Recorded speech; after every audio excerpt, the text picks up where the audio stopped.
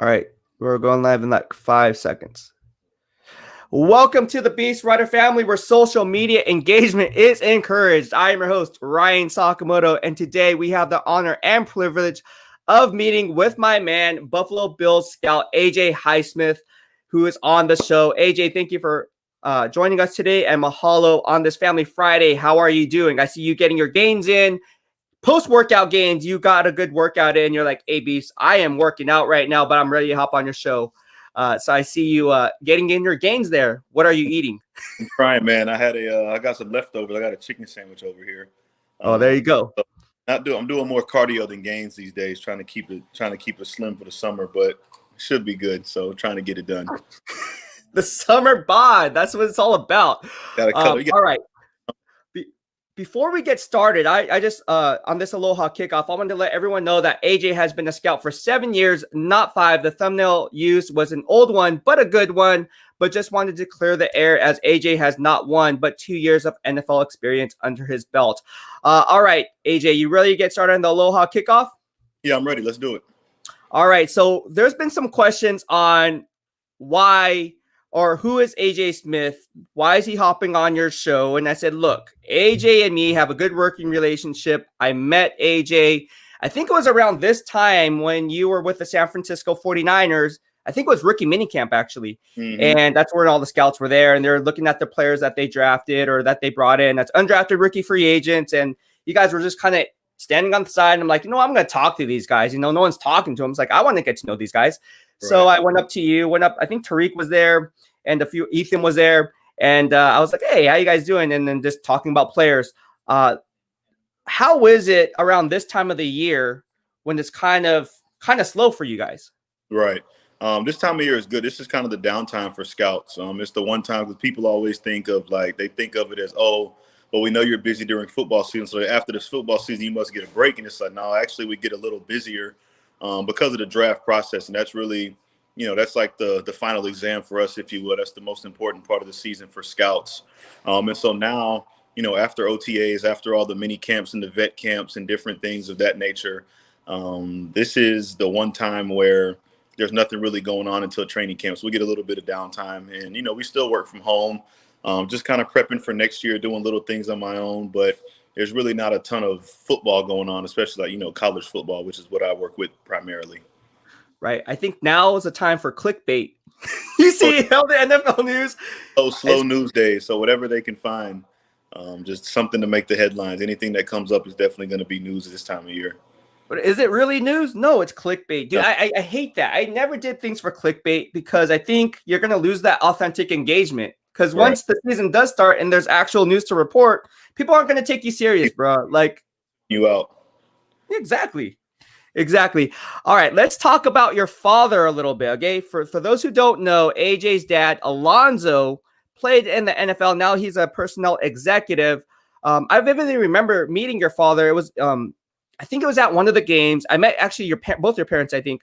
And he was the number 3 overall pick in 1987, drafted as a fullback out of the University of Miami. Am I not mistaken? Yep. Okay. Yeah. And he was one of the best fullbacks during his time, correct? He was. Short-lived, but he didn't. He had injuries. We had an unfortunate, kind of the way his career turned out. But he definitely was. I mean, I still hear about it. He never tells me he was a good player, but he must have been, because people to this day still talk about it. Whenever I meet him or whenever I get a chance to see people who, had the opportunity to see him play, they always speak really highly of him. And what is he up to these days? So he's a Seahawks executive. He was with the Cleveland Browns and was with the Green Bay Packers, correct? So He's the personnel executive for the Seahawks, and he's an advisor to the general manager. And he and John Schneider, they were together in Green Bay probably, this is 21, so almost 20 years ago. So they've been friends for a really long time. That's one of his closest friends, in the NFL. And he's happy. He's in a good place there. He likes it. He's excited about moving up there this year because he was with them last season, but because of the pandemic and everything, he couldn't really move around. And so this year he'll get to be around the team a lot more. And, he was involved a lot in their draft process, even though they didn't have a ton of picks, but he was involved in that process and trying to, keep things going the right direction for them. So I tell him he's a fancy scout, but he'll tell you that he still does the same thing that I do. And he's just trying to find the players. So he's in a good place. He likes it there in Seattle. Yeah, let's talk about that. When a team doesn't have a lot of draft picks, how do you guys prioritize what to do with that draft capital? Because it becomes more of a premium, right? Especially when the cap plays a role and you're looking down the line. And talk to us about that. Yeah, I think I mean I think the one thing you try to do, at least from my opinion and the way that I've been taught, is that you try to be consistent and you still go through the entire process the same way. So whether you have the first pick in the draft or the 32nd pick, or you don't pick until the third round, you still evaluate all the players, because you never know who's going to fall. And you have to pray, you have to hope for a little bit of luck, and you think that hopefully a player falls that, if you're only picking in the second round, you hope that for some reason, whether it's just preference or injuries or, some, like you said, some clickbait news comes out, and sometimes fall for various reasons. And sometimes it's nothing that the player did wrong. It's just the way the draft shakes out. So I think you have to be smart about, the positions of need for your team. And then you just try to get the best. That's really a spot where you have to get the best player available, because you really want to try to get a player who shouldn't be available in the second or third round at value. One thing that I think is going to drive you even, how should I say this? I think you have a broad range of knowledge. I mean, I remember talking to you. You were first, getting in, right? And then you became a scout. And then you went to the pro personnel side. And last time I spoke with you, I was like, hey, what are you up to? Like, dude, I just got promoted. I was like, hey, congratulations. I was like, you remember this conversation? And I was like, what'd you get promoted to? You're like, oh, I got a pro personnel side. I was like, dude, that's dope. I said, so what does that entail? And you told me. For those who don't understand that side of it, can you please explain what that entails and what that job description takes in order to be successful in that field? Yeah. So the pro personnel department, they're involved. You basically, so on the college side, I study, I'm assigned my colleges that I go visit. And so you have to evaluate the players for the draft process.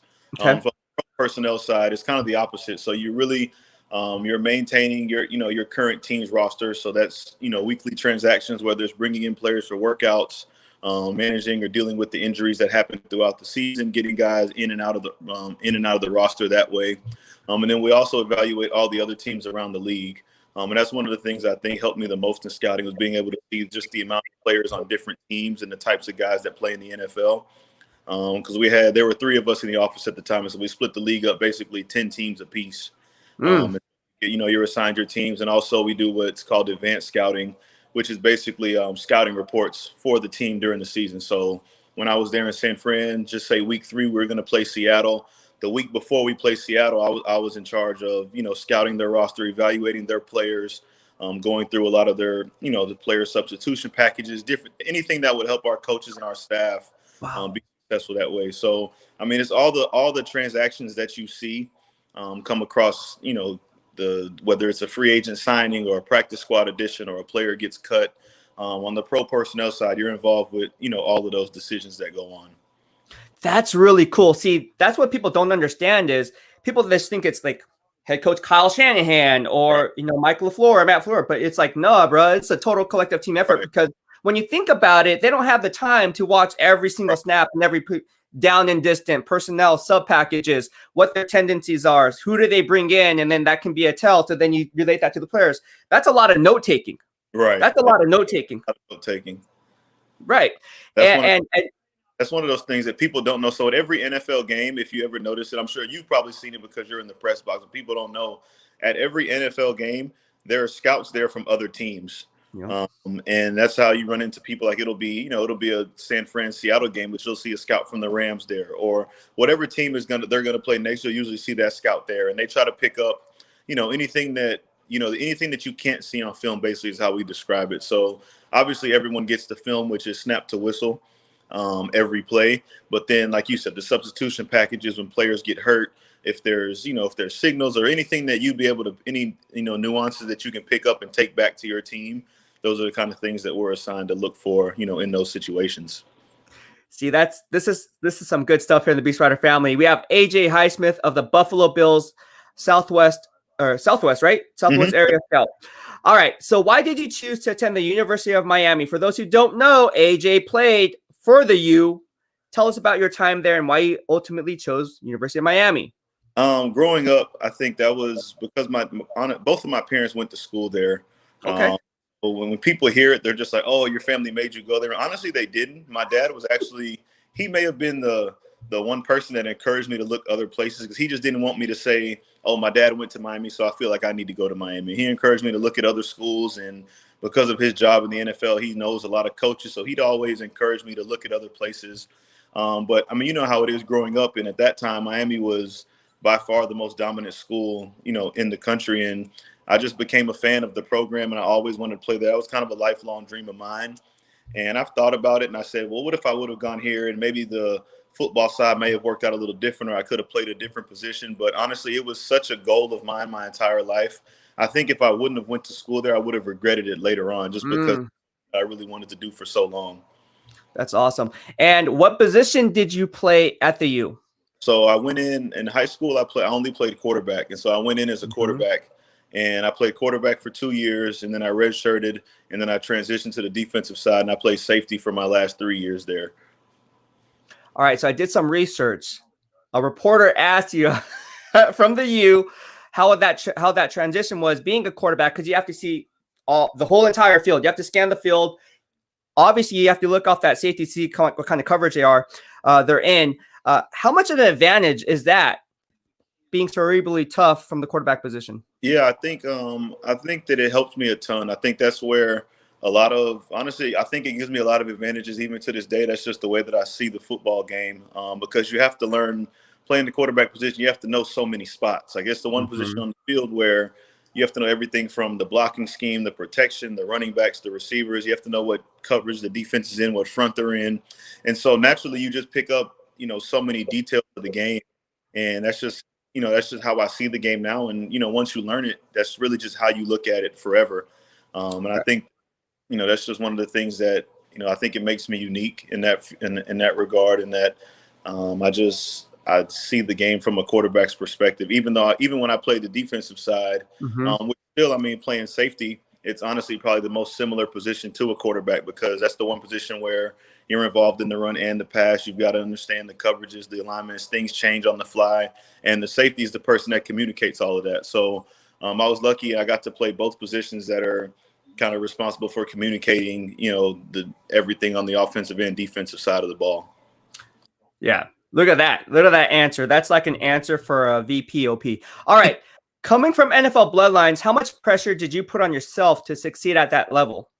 Honestly, I've had this. I mean, honestly, I've had this question my entire life, and I don't say it to be cliche, but I don't think I ever felt a ton of pressure to be successful. I had pressure I put on myself, just from, you know, goals you want to achieve, and obviously everyone plays football to, you know, you want to make it to the highest level and play in the NFL, and you want to get drafted and things of that nature.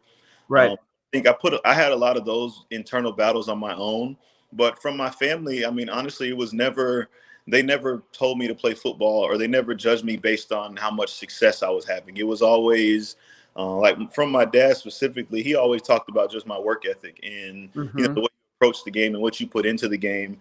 And, you know, the rest of it takes care of itself. And when it doesn't go your way, you know, I always learned that all you can do is work and get better and try to correct the things you fell short on before. But I mean, he never pressured me as far as saying, oh, you should have, you know, this many touchdowns or start by your freshman year. It was never like that. He always asked, you know, was I having fun? Was I approaching the game the right way? Was I working? And I think that's kind of the attitude I take, you know, everywhere I go. It's not really about, you know, the accolades and setting those things for. I mean, obviously they come along the way and you want to be successful, but it's always been about the work more so than, you know, what you receive on the back end. Very, very good advice. And I think everything comes down to work ethic. It's what you put into it is what you're going to get out of it, right? So I think, again, goes back to your work ethic, and that's why you're so successful as an NFL scout. What are some things you learned from your father, staying on that side, in terms of the evaluation process? Yeah, I mean, he taught me about scouting at a really young age. So I joke with people and say, like, because I'm always, even now, I got in so early. I've been scouting 7 years, and I'm still only 30 years old. So honestly, most of the places I go, I'm still the youngest person everywhere I am. And I joke with guys and say, oh, you think I've only been scouting 7 years? I've been scouting like 17 years, because I had all these homework assignments when I was a kid. But my dad, he taught me what the scouting process was. And it started off with me just being a fan of watching the combine. And, you know, he'd explain the drills to me. He'd explain what everything was and kind of what it meant. And, what was good size, what was bad, why certain guys fell in the draft. He just kind of explained all the nuances to me and the things that the casual fan wouldn't see or wouldn't understand. But I mean, as far as the evaluation process, I mean, he did teach me. He taught me the foundation of what I would say the evaluation process, and just how you evaluate an athlete, what type of things you look for, and really he showed me. Not necessarily like he didn't make me watch, film and say, hey, this is what you should evaluate. But I was always I was always very interested in just football in general. So when I would say like, oh, I love Randy Moss, instead of saying that's my favorite player, I would come ask him, why is he so good, or why is he such a good receiver? And I'd ask him, like, I know growing up, my favorite player was Sean Taylor. Him, back when he was in college, because I got to live in Miami when I was in middle school, and that's when Sean Taylor was in college. So I got to see him up close, and I just always asked my dad, like, why, what makes him really good, or why do you think he's going to be a good NFL player? And he would explain it to me like he's explaining it, in a draft meeting. He would tell me about, the way that, how big he is, the way he transitions, like tackles well. And so I think naturally over the years, that's just the way that I see football players. And I think that, whether it's watching a high school kid or Trevor Lawrence, like I just look at it from that lens, because that was kind of the way I was just taught to look at players. Let's stay on that side of the football. Let's stay on the defensive back side. You talk about safety. In today's NFL, now that teams are more tailored to running like 11 personnel, right? 3 wideout sets, and now even 2 tight end sets, right? You see what the New England Patriots are doing with Jonnu Smith and Hunter Henry. So when you have a safety on the back end that has to be interchangeable, is the box safety now obsolete? Do you have to have now 2 safeties who can do both? I mean, ideally you want 2 safeties that can do both. It's funny because I've seen it done both ways firsthand. Because when I was in San Fran, we came, and Robert Saleh was a defensive coordinator. He came from Seattle, where it was the Legion of Boom, and they had Earl Thomas in the middle, and then Cam Chancellor was the box safety. And so I think it'd be a little naive to say that you can't play with those guys. I think there's a scheme fit for everyone. If you've got the right level of players, you can make it work no matter what you do. But I've seen that where you have a true box safety and a true like post player, and you can be successful. I think it gives you more flexibility if you have interchangeable guys. That's one of the things that we look for in Buffalo now. Both of our safeties have corner backgrounds, and that Micah Hyde and Jordan Poyer, both of those guys that played nickel. Going back to their college days, they're multi-sport athletes. I know one of the things our DB coach likes is they were baseball players, so he thinks that helps them with their deep ball tracking and their balls. And so I think that I've seen it both ways, and I think both of our defenses have been very successful. I think that the biggest thing I tell people in scouting, I think you have to identify what it is that you want as far as your scheme, and you've got to get the best players to maximize those strengths that you have. So I think that if you get Earl Thomas and Cam Chancellor, I don't know if there'd be, I don't think there's anybody that would have 2 better safeties. But if you have 2 interchangeable guys that can play at a high level, I think that makes your defense very good and very versatile. Yeah, just imagine Budda Baker and Tyrann Mathieu on the back end. That would be. You wouldn't know what to do. You basically have 4 corners, so you just go out there and cover whoever you want. I know. And Tyrann Mathieu, if I'm not mistaken, I think he's a free agent after the end of this year, if I'm not mistaken. So with that being said, let's go ahead and move on. Let's talk about you. All right. Let's talk about AJ. Walk us down the day in the life of a scout. How much travel time is involved? How does one network his way into an already saturated market when it comes to building relationships with college coaches, with faculty, etc.? How much time is dedicated to that grind of being an NFL scout? I think so. To answer the first part, I think that the day in the life of a scout. So there's 2 phases of it. I think there's the in season where you're in football season and you're traveling practices and games. And so I'm on the road a ton. And that's usually those days go from, a good week for me would be if I want to have a lot of free time, I'll have days where you kind of get it's kind of peaks and valleys. So sometimes it's really busy. I'll be on the road for 10 days in a row. And then there's other days where I live in my area, so I'm lucky. So some weeks I have a Houston school to do, and I live in Houston, so I can go home every night, and I'm really not on the road. So there's ways I can sneak in breaks in there. But we travel anywhere from usually it's 4 to 6 days a week. I try not to be out for an entire week. And so you try to go, I'll go to 3 or 4 schools, like one school a day from Monday through Thursday. And I'll fly or drive somewhere on Friday, and I'll try to catch a game on Saturday.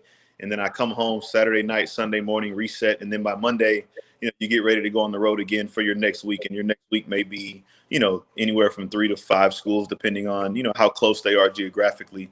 But during training camp, that's really the time where you try to stay on the road the most, because it's kind of like the same way that they ask the players and the coaches to grind, we kind of ask the scouts to grind the same way. And so because you can get a lot of work done, because that's the only time where teams are doing 2-a-days. They're practicing every single day. It's good practices. They're tackling. They're doing full team exercises, because you know how it is when you're during the season. Like, I may go to a school, if it's a Thursday, they're not really going to practice. So like, you may see them in sweats. But when you can get there in August and, guys are competing, they're in full pads, they're tackling, or you may catch a scrimmage, that's really a time where it almost you get more bang for your buck by being able to get there early in the year. So, during August, I might be out 2 weeks in a row, just because that's the one time where I can see a ton of guys, a ton of schools. But it varies. There's ways you can always recharge. You never want to burn yourself out with traveling, because the drives get long. My area goes from Texas to as far east as Mississippi and as far north as Oklahoma. Some of the drives can get long, but I love it, and it doesn't. If the hardest thing of my job is driving 6 hours, I think that's a pretty good job. I think it's not really much to complain about. Yeah, and you're passionate about it, right? I would say you're passionate about it. You have to have a passion for it. You can't, like Honey Carberg, the first NFL female scout, was on it. She's like, you have to have a passion for it, right? You have to have the work ethic. Everything that she echoed, you're echoing. And I think that's important here in the BEASTwriter family, is because people think it's easy. People think it's like, they should get that guy. Oh, why'd they pick Gregory Rousseau? Oh, why'd they go Carlos Boucham? Why'd they go back-to-back? Why'd they use a shotgun approach? It's like, dude, there's a lot of legwork that goes into it. You can't just watch the film, and I see it all the time, and be like, oh, yeah, they should get this guy. You have to talk to people. You have to build those relationships, right?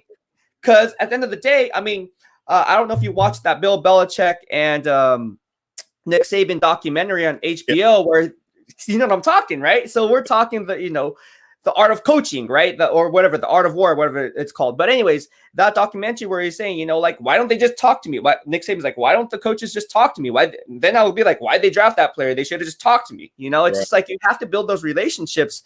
And that's what I want people to understand is, when you guys are on the clock, it's not as simple and cut and dry as, we should go get, he had 15,000 sacks this year, so we have to go get that guy. Right. It's like, dude, it doesn't work that way.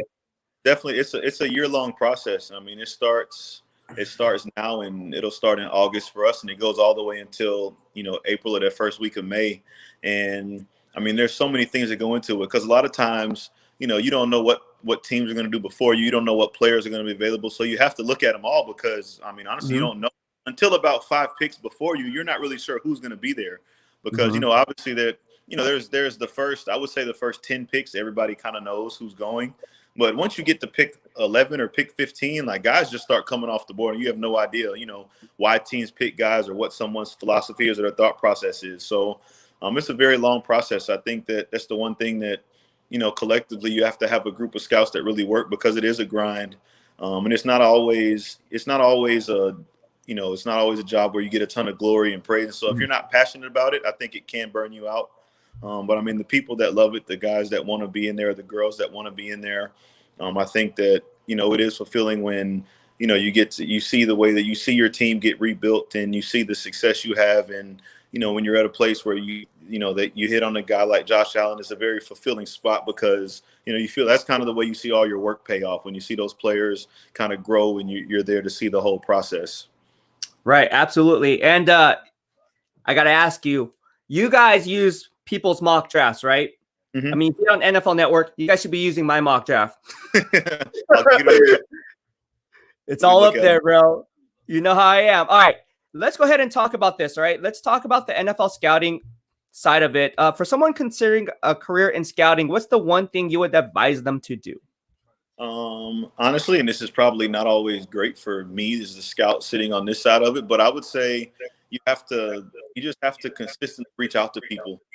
Because scouting is, I tell people, the one thing it's hard to get in, because it's one of the jobs, and it's one of the few jobs where there are no true prerequisites to get into scouting. If you want to be a doctor, go to med school, you pass an exam, you're certified, and you can become.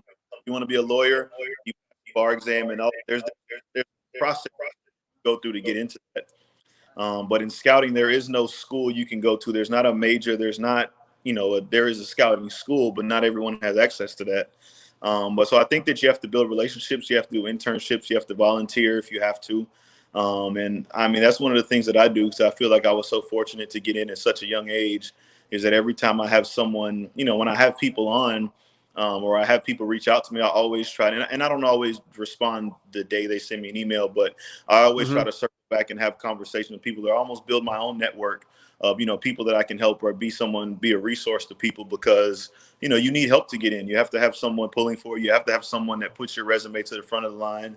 But I mean, I think that all the friends that I have that got in at the entry level of the intern spots or the training camp, non-Wooten fellowship and internships they have, they reached out to someone, and then someone was diligent enough to go through the resumes and give them a shot or give them a phone call, and it started with the interview, and they got on that way. So, I mean, obviously you never want to bug anyone, but you have to be persistent. You have to reach out to people. You can't be afraid of rejection. Everyone's not going to be nice to you. Everyone's not going to respond, but you just have to, and all it takes is, a couple people. If one or two people respond, and you find a connection there, and all of a sudden there's an opportunity for you to kind of get in. So that's something that I would tell people. I always tell people that, just don't be afraid to reach out and continue to do it. And it takes time, but you just have to, eventually you're going to come across someone that does want to help you. That is, again, great advice. And Connie said the same thing. Randy Miller said the same thing. And it's funny. Okay, so here you have a scout from two different teams, Bills, Jets, within the AFC East, by coincidence, talk about the same thing. And then you have Randy Miller, who says the same thing, who is a former GM. It's interesting how everything just ties in together. I mean, everything you're saying, it's like, oh, he said it. Well, is it true? I don't know. Well, don't take your word for it.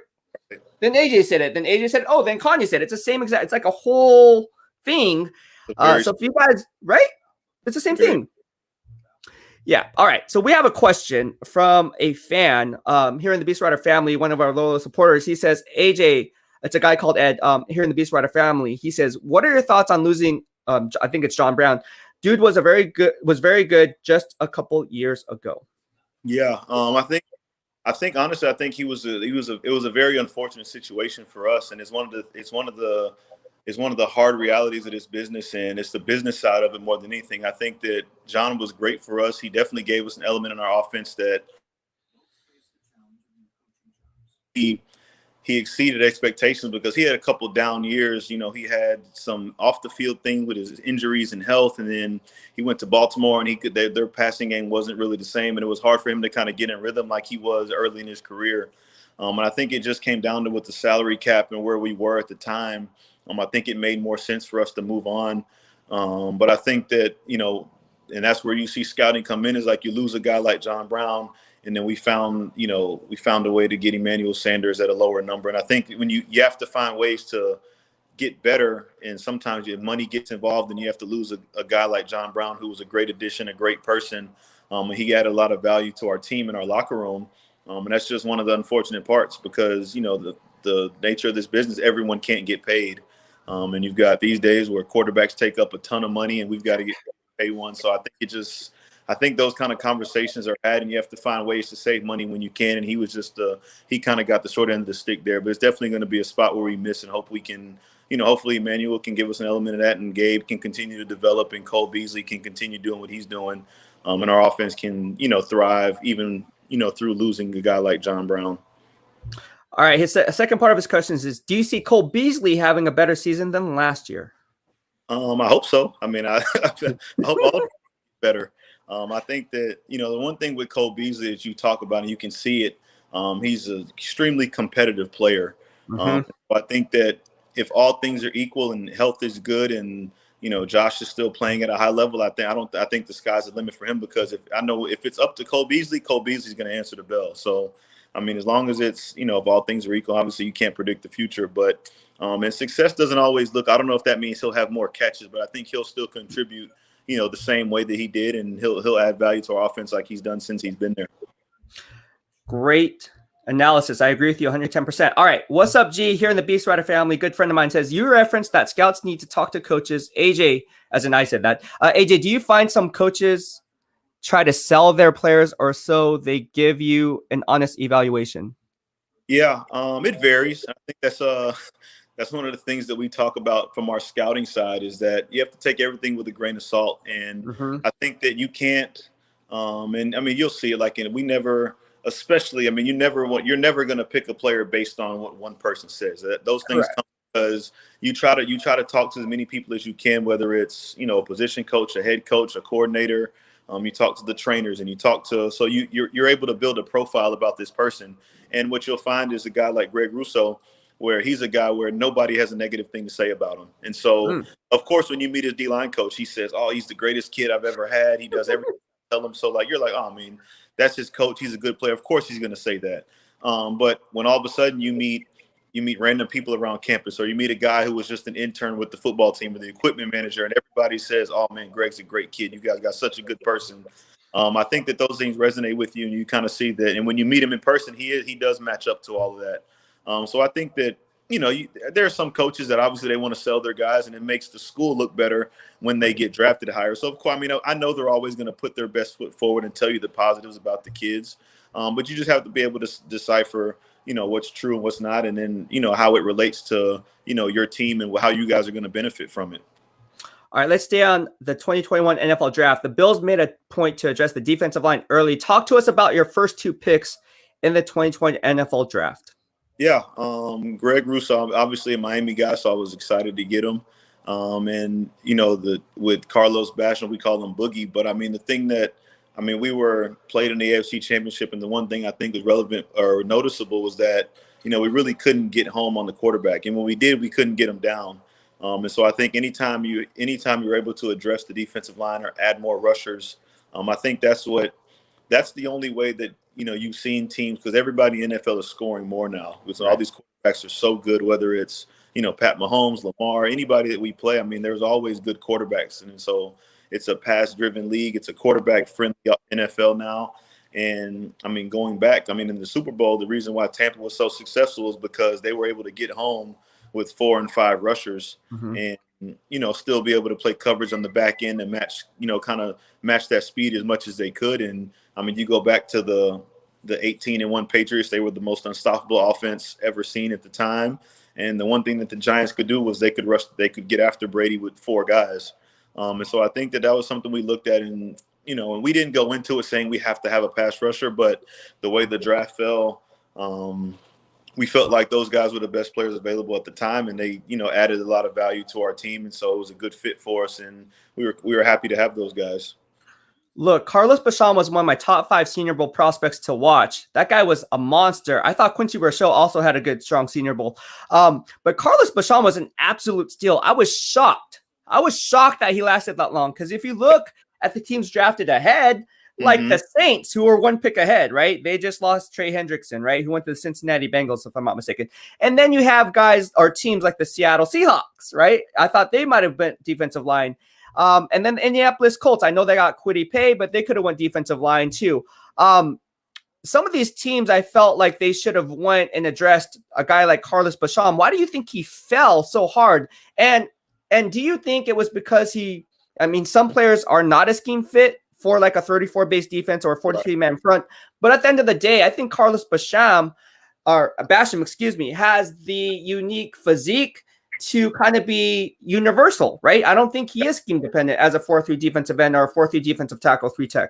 Yeah, I think that some guys, I don't know. There's always guys every year that fall in the draft. I mean, you see it. Derwin James fell in the draft and nobody really knows why, and he was all pro as a rookie. I mean, nobody really has a reason why. It just happens because, that's just the way the draft works sometimes. I think that there are other positions of emphasis that people address early.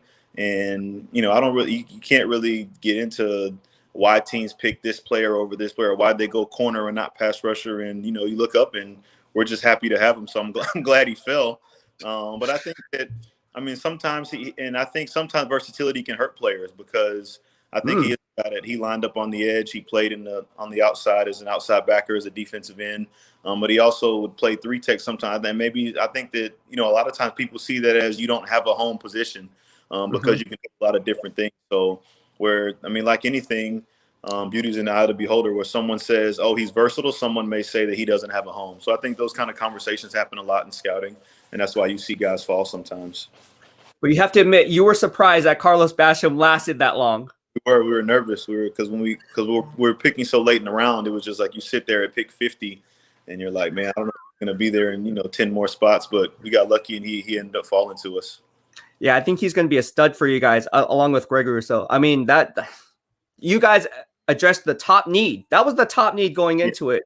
And every team knew about it and they just took other players. It was weird. It was weird for me. All right, let's go ahead and move on. Let's stay on that 2021 NFL draft class that you guys selected. You guys had a few more players, right, in that draft class that you guys selected. You guys look at Spencer Brown, Tommy Doyle, Marquis Stevenson, Damar Hamlin, Rashad Wild Goose, and Jack Anderson. Talk to us about those guys and what they bring to the table. Yeah, I think just going with the offensive tackles, I think that the one thing that, you can never have enough of because of the way the NFL is. You can never have enough pass rushers. You can never have enough tackles. And they may not have to start for us. All those guys, they may not start day one for us, but I think, over the course of their career and over the course of that rookie contract they have, all those guys, we hope that all of them contribute at a high level. Right.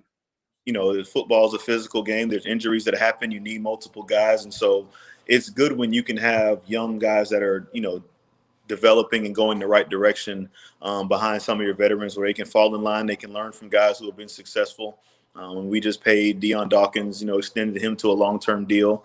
And, he can kind of hopefully show some of those guys the way and say, this is how to be a pro. This is how you make your career long. And this is the way you get paid in the NFL, and they can follow suit and, hopefully develop into good players for us. And so when the time comes, and it kind of goes full circle to what you said about, you end up losing a guy like John Brown, you hope instead of having to go outside, if you lose a guy, you can just fill in with the guy you've drafted, and they know your system, they know what you're doing, and they're ready to play well for you. So Spencer was one of the guys I was most excited about. I think he's another guy that fell a little, I think, because of some injuries. But, hopefully we have I'm confident we have a really good training staff, and, hoping he can stay healthy and play at a really high level for us.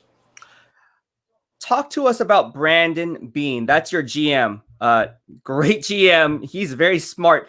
Each NFL team has its own selection process, right? So how much autonomy does Brandon Beane give each of his scouts when writing your guys' reports? Yeah, Beane is awesome, man. Honestly, I haven't been around a ton of general managers, but he's been the best I've been around.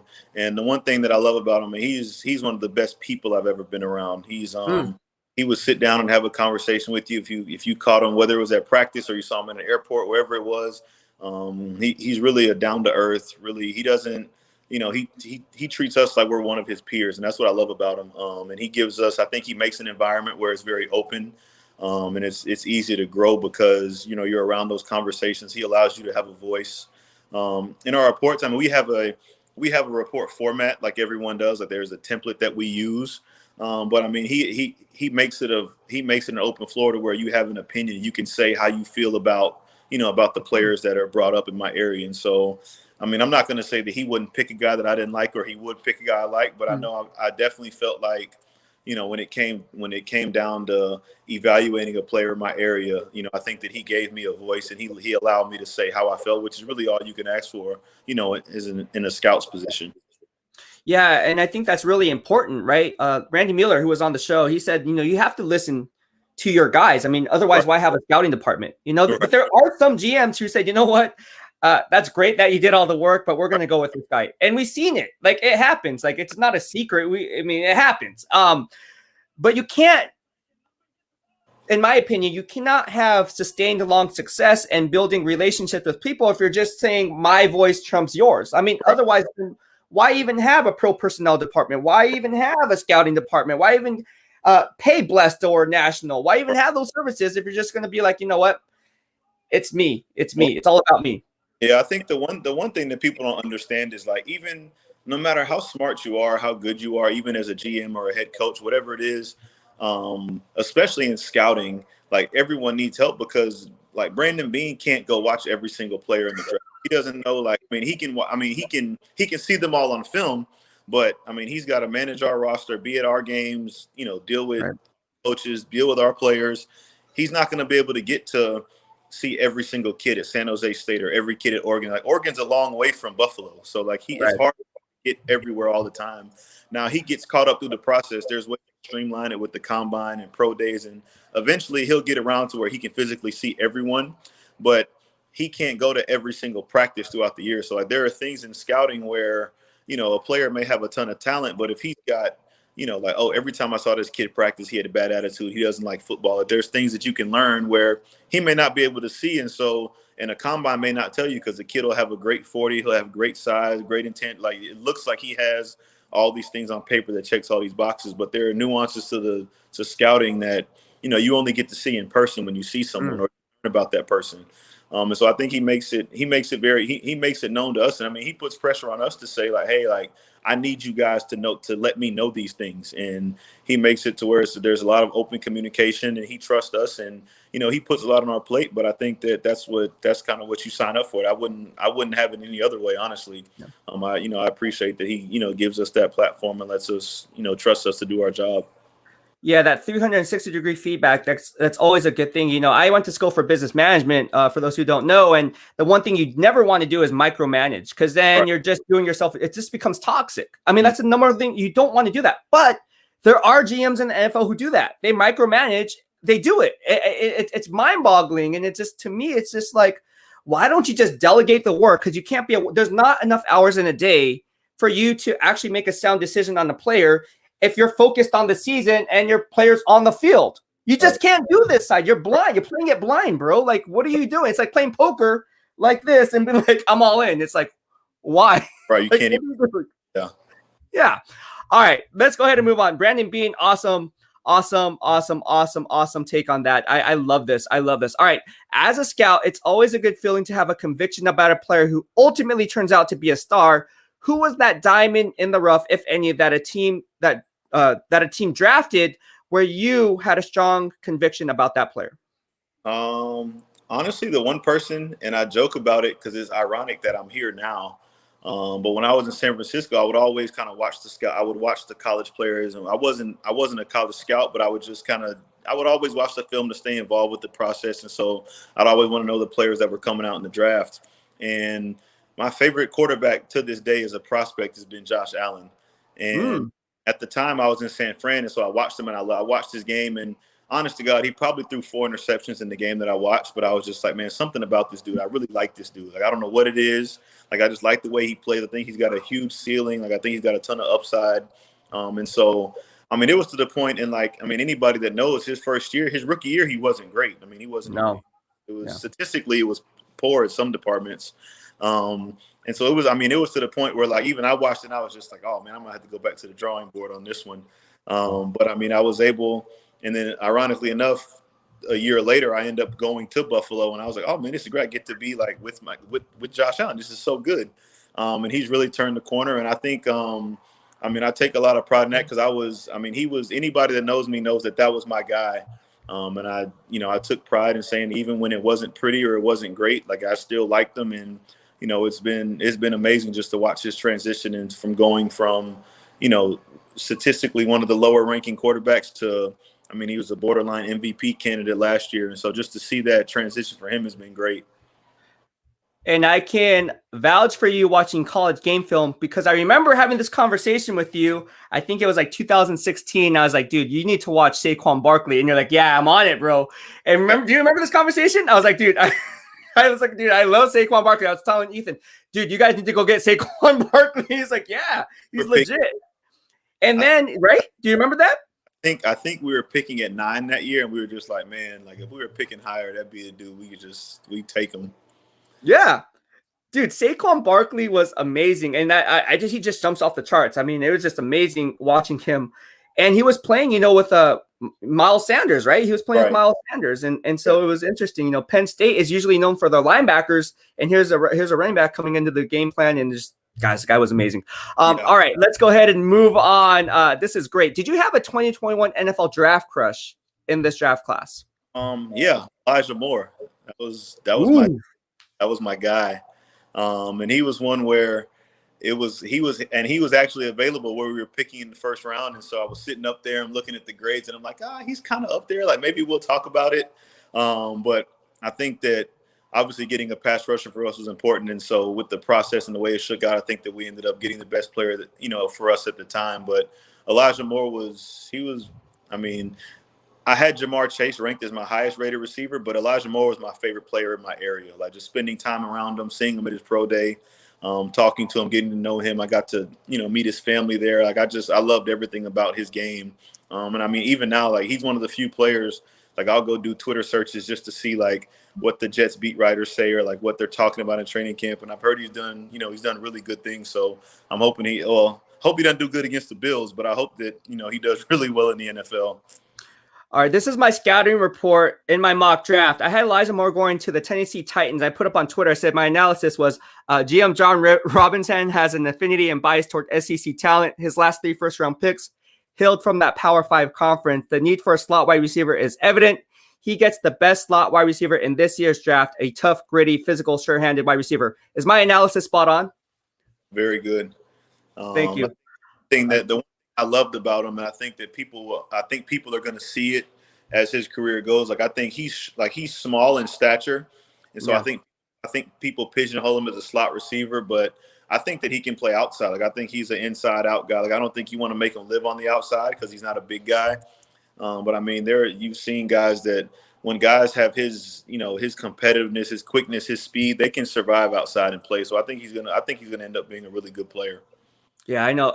The Jets had a huge draft. They got an A grade in my grading system because they traded up, right? With the Minnesota Vikings, they got Elijah Vera Tucker. So they got protection for Zach Wilson, which Zach Wilson can't have success without that offensive line the way it was shaping up. And you guys were probably looking at it like, dude, they cannot survive. That guy's going to be dead in his tracks. And then they went ahead and they got guys like Michael Carter in the 4th round. Were you surprised that Michael Carter, one of my draft crushes, lasted that long? Yes and no. I think that I thought he would I think a lot of people had him as a draft grade higher than the 4th round. 3rd round, yeah. The unfortunate part of our business, and sometimes the way the draft shakes out, like you see a guy, and I guess at the combine when they send out all these numbers and measurements and all this stuff, like he's 5'7", so I think that scares a lot of people. Like if his height just said 5'8" and not 5'7", I think it gets you for whatever reason, people just kind of they think it makes people just gives you a sigh of relief. But I mean, I think that you never really know why guys fall. Sometimes guys you think may be there in the 4th round go in the 2nd, and sometimes you think guys that should go in the 2nd round don't go into the 4th round. So I think that the Jets, they definitely had a really good draft. It makes me nervous because I wish they didn't take a lot of players that I like personally. But I mean, I think they're doing a good job, and they definitely got some good players this year. No, they definitely had Zach Wilson, Elijah Vera Tucker, Elijah Moore, Michael Carter. I mean, that's their first 4 picks, and that's an A grade, and they don't have to pick anywhere else because they really supplanted them. Speaking of the New York Jets, who are within your division, how do you see Robert Saleh being as a head coach? I think I really respect and I really like Robert Saleh. I was fortunate enough to be around him for a few years in San Francisco, and the one thing that I think is very important for a coach that he always did. I mean, he was there with us, and when we got there, we weren't very good. I mean, we went from kind of the ground all the way up, and he was a big part of that because our defense, ended up being very good by the end of his tenure there. And I think that the one thing he always did, he really understands how to get his players to play for him. And I think that's very important because, you can have as much talent in the world, but if your guys don't want to play for you, you're not going to have a chance to be successful. And the other way around, you can make those teams that sneak up on people, those teams that you say, I didn't think they were that good on paper, but they just have some moxie. They have something about them makes them play at a high level. And I think he has the ability to do that. I think he can raise the level of play with people around him. I think he can get guys to play at a higher level, whether they're elite players already or they're guys that have either you would say don't have the talent or historically underachieved. He knows how to get that out of players. I think that's very important. That's I think Robert Saleh is going to be amazing. I mean, we worked with him. We see him in practice. You see the passion, the energy, and the players buy into what he's doing. You can Right. see that. I mean, you being a former player and obviously a scout, you have when you watch practice, right? When you go to this, to these schools, you want to see how these players interact with their coaches, right? If can he take constructive criticism, or does he have to be praised? Oh, you're so great. Right. You're so great, AJ. Good job. And like, yeah, that's right. I'm great. Or does he take it no serious, right? Or is he like, you know what, whatever, bro, I'm going to the NFL. I'm a first round pick. There are people like that. Right. So it's interesting that you point this out because there's a certain dynamic there. It's just, I guess I always say peeling back another layer of the onion to get to the core, because you always want to gather this information. And Robert Saleh is a coach that can really drive his players trending in the right direction. And I think he's a really good fit and will be a good fit in New York. Fortnite's Ultra Report says, sup, Beast, I'm off today watching the stream live. So many great guests. Shout out to AJ for being on the BEASTwriter YouTube channel, and Mahalo for the super chat. So he says hi. He's one of our hugest supporters here. AJ, you have been great. All right, we have to ask the 49ers question, bro. We have to ask the 49ers question. So obviously, week 1 starter, Jimmy Garoppolo versus Trey Lance. What are your thoughts there on Jimmy Garoppolo ultimately being the starter? And what kind of dynamic does that create with Jimmy Garoppolo's future in doubt? I mean, I think that, just picking him, I think it sends a message about the long-term future. But I think that, I think Jimmy understands what it is. And I mean, the nature of the business and the honest part about the game is that it hasn't always been available. So I think that gives the team some insurance there. But I mean, I think Jimmy's going to open the year as a starter. I think that I think they should play with Jimmy as long as they can, because I mean, they've always won with Jimmy, and every time he's played since the first game he got in, when he came at the end of that, what was that, 18 season, or 17 season, whatever year it was, he adds an instant spark to the offense. He definitely can execute Kyle's system and runs it at a high level. So honestly, I think they're in a great situation where they've got 2 guys that can. I mean, I don't know if Trey is going to be ready day one. They'll know that when they see him throughout training camp and those things. But I mean, I know he has a really high ceiling. He should develop into being a really good player. So, I mean, there's nothing wrong with having, 2 really good quarterbacks on your team. Here's the thing. I would put money on that no matter what happens to Jimmy Garoppolo at the end of the year, even if they win a Super Bowl, that he's not all but gone in San Francisco. Just because of the dynamic that creates for Trey Lance. Here a guy he's the future. And when you have Jimmy Garoppolo sitting there, how does that affect his maturation process? Because he's the future, but at what time do you kind of pull off the reins? And with Jimmy Garoppolo, if he stays healthy, he's top 10, top 5 quarterback, right? The numbers will prove that. So I think at the end of the year, no matter what happens to Jimmy Garoppolo, it's kind of like the last dance with the Chicago Bulls, one more year. Because you like that?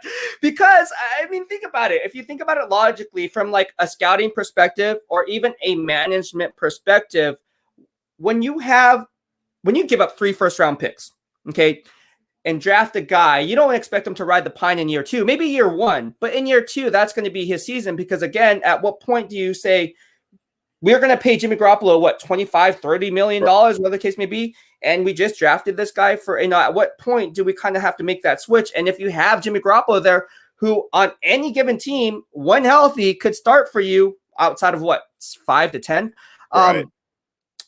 it's hard. It creates a locker room dynamic too. I think that's what I think picking him sends especially when you look at what they gave up to get him in the draft, I think that sends a message in itself. And so obviously the clock is ticking. I just think they have the luxury of being patient because they don't have to rush. Correct. And I think that, Kansas City kind of made the blueprint with that. I think ideally, if you have someone in place that can be consistent and be stable, you let him, like Pat Mahomes didn't start a game until week 17 his year because they were in the playoffs and they had a bye week. So they rested their starters. And so that Pat Mahomes played that last week against Denver. But I think that obviously that's the blueprint. But I mean, you know how it is. There's always internal pressure once they have that guy. And so people are going to, and they can say what they want to, but like pressure does come from fans. I mean, people are going to want to see, they're going to want to see Trey Lance. And especially if if he does well in camp or preseason and the buzz starts building, I mean, I think all those things come into play. Mentally, you try not to let outside influences come in, but the truth is that they do. And I think that, they're going to be hopefully in a good spot to where they can play Jimmy as long as they want. But I mean, you're right. It would be hard to say we're going to pick this guy and sit him for 2 years. So, I mean, I think that that's just speculation, but I think that, the goal would be to, have him playing by the end of the year, or whatever it is, going into year 2 for Trey. Yeah, I agree with you on that. Here's the thing. Here's the next question for you. As a scout, it's very difficult to already project FBS talent to NFL talent. Talk to us about that dynamic of maybe taking the Division II kid, like out of a HBCU, or a kid from a FCS conference, and projecting not only the FBS talent, but then against the NFL talent. That's like 3 different layers. I think the one thing you have to identify is like I think the one thing people don't realize that you can't take the success they're having on that field and immediately project it to success in the NFL, because you have to look at who they're going against, what they're like. If you're looking at a pass rusher and he gets 10 sacks in one game, it's like, well, the tackle he's going against looks like me, not Joe Staley. So like, there's some of the plays you're making aren't going to be the same. I think what you have to realize, and I think the teams that do a good job of taking those players and projecting them and doing, you see those guys have success at the next level. I think that you have to identify what it is that they do well and how does that fit into what you're asking them to do. I think when you look at a guy like, Tyreek Hill, and I know he had off the field stuff, so he may have fallen, but the last year he played football, he was at West Alabama. And you look at, obviously he's going to score on a ton of plays because he's much faster than everyone in the NFL. Of course, he's faster than everyone at that level he's playing at. But when you can identify that and say, oh, we're going to run this formation, these plays, this package for him, and he's going to be successful because of these 3 things, I think it gives you a lot more confidence and you're able to put that player in a position to be successful. That's a great analysis there. I never thought of it in that regard as being so much as a scheme fit. I mean, scheme fit is something that we all talk about, right? But scheme fit, transitioning it from a D2 school, from an FCS school to the NFL level, now you're really fine-tuning it because you have to look at the critical factors, right? It's not so much how many touchdowns the guy scores, how many sacks the guy has. It's more about the critical factors, what he does really well. Right. And if he can do these things really well, odds are it's going to translate, because for what we do in our system on these certain plays, it's going to work out. Interesting. I like this, AJ. I like this. All right. So I don't want to take up too much of your time. We're just going to wrap up the BEASTwriter 2-minute drill. We appreciate all the insight and analysis you provided from a scouting perspective. AJ Highsmith, this is the guy, Southwest area scout for the Buffalo Bills. Are you ready to do this 2-minute drill with the BEASTwriter family? Basically, it's a this or that game, I guess you'd say, and you say the first thing that comes to your mind. Gotcha. I'm ready. All right. This is getting to know, let me pull up the ticker, getting to know AJ in the BEASTwriter 2-minute grill or drill. All right. Pizza or burgers? Burgers. Man, why? I'm a burger guy. I don't know. Like, I think that I just love burgers. Like, I'm going to have a burger ranking if you want to know. I try to find them. Like, I love burgers. Like, I just love them. What's your favorite burger? Spot. Favorite burger spot? Out of all the places you can find anywhere, Shake Shack. Ooh, you love Shake Shack. Hey, you know they have one here in the Bay Area now, in Valley Fair?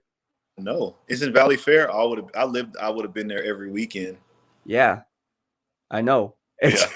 Love Shake Shack, and I try to find. I'll find. I like burgers more than steak, honestly. Like, if you ask me where I want to go, like, just give me a burger. I'm good. Like, steak is fancy. I need burgers. All right, when you're here in the Bay Area, we'll go get a burger. Lobster tail or crab? Ooh, crabs. Really? Yeah. Oh, I'm lobster tail. Okay, why crab? I don't know. It's just honestly, it's not even crab is lobster. It just doesn't. It's just not great for me. I don't know. Not that it's overrated, but it's just kind of chewy. I guess depending on who cooks it or how they make it. Yeah, that's true.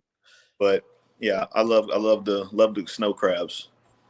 All right, we have a question from Florence Ultimate Report. Breaking up the BEASTwriter 2-minute drill. AJ, is it true that your father was also a boxer? He was. He had about over 20 fights. He has videos on YouTube. We still pull them up and laugh at him sometimes. We'll send them to him every couple months. Um, I got to pull these up. I knew he was a boxer. I looked up Wikipedia, but I heard he was pretty good. But he was a pretty good boxer, though, too, right? I told him he got the crazy eyes. I was like, yeah, you went to a dark box. I don't know what he said to himself to get in there, but he was definitely in a dark place when he was boxing. He had the crazy eyes. Is that his nickname? Crazy eyes. I could see him when he was boxing. If he's watching, he's gonna be laughing. All right, let's go back on the BEASTwriter 2-minute drill. Audible: dogs or cats? Dogs. Yeah, me too. Me too. Do you have any dogs? No, my sister has a dog. It's actually here in town. I'm surprised he hasn't barked yet, but he's here. But I don't have one yet. I'm thinking about getting one. Kind of need one. What kind of dog you think about getting? Honestly, I want a Great Dane. God dang, bro. You all in, bro. If I'm gonna get one, you might as well get a big one. Yeah, that thing, that thing sits this high. Cleaning up after it, but we'll figure it out. Dang, that's a big dog. Okay, here's a good one. Pancakes or waffles? Pancakes. I hate waffles. They're so over. Understand. I don't get it. I don't understand waffles. Waffles is life, bro. I just don't do it. I like pancakes. All right, dude. Okay, you can do a lot more things with pancakes. I'll give you that. I love waffles. I love waffles. Okay, next one. This is another hard one. Netflix or Disney Plus? Oh man, I'm gonna go Netflix because there are more things that I watched today.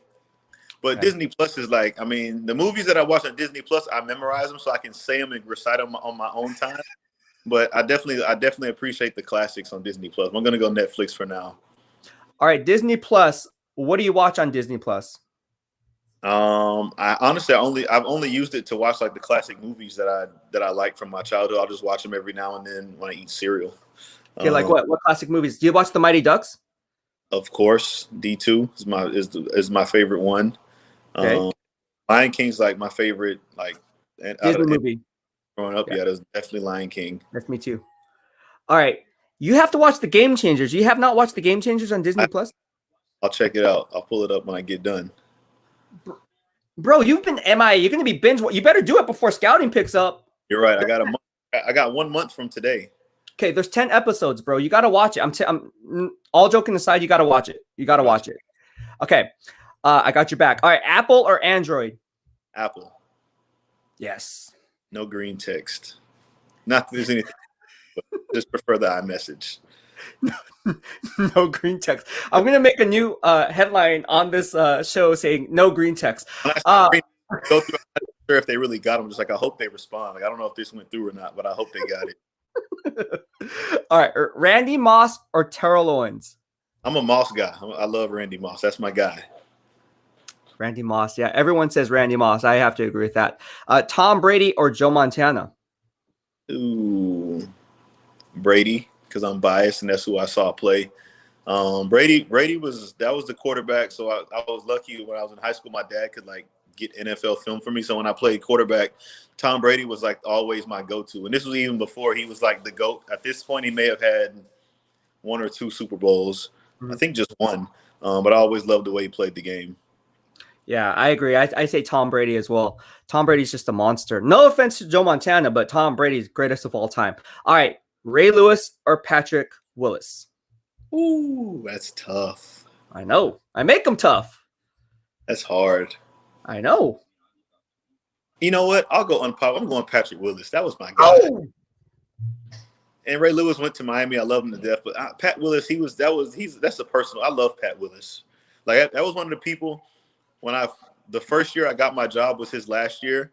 Mm-hmm. And when I tell you, I was so excited to meet him, but I was so scared because the way he looked when he was working out, I was just but he was actually super cool dude. It was great. But I love Pat Willis. That's my guy. Wow. I said Ray Lewis. I can't go Ray Lewis again. He's a great player. Forever. Yeah. Yeah.